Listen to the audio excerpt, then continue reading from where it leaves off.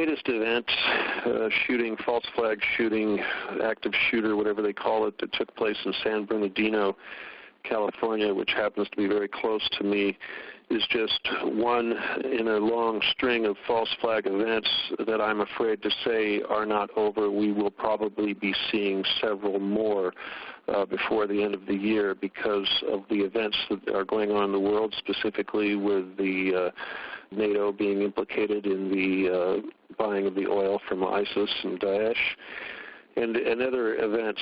So when these things happen, they need to have a rapid response, which requires a false flag attack. This was very obvious that this was going to happen.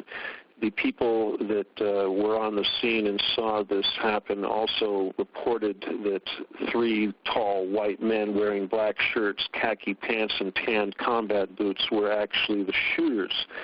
These people, the description is almost exactly what the gentleman from Craft International, the mercenary organization that was involved in so many other false flags, actually look like. This seems to be their standard uniform.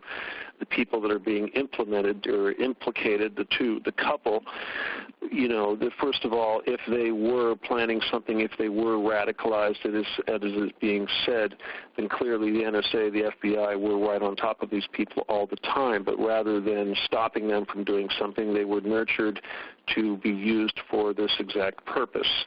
I do not suspect that these people had anything to do with the actual shooting. I suspect that these were patsies, no different than a Timothy McVeigh or any of these other people that have historically been used to implement these terrorist acts.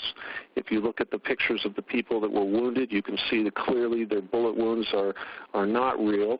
A .223 weapon or a bullet fired from an AR-15 is an extremely powerful weapon and would blow someone's arm off. It's not going to make a small hole. Certainly, if it did hit the woman in the arm, it would have gone through her entire body. So clearly this is a very, very dirty false flag. Obviously the United States is getting very, very desperate. The government here is very desperate. They need to do something immediately to disarm the United States prior to a revolution because the people here are waking up very fast and they are ready to shut down this evil empire, and this needs to happen very soon.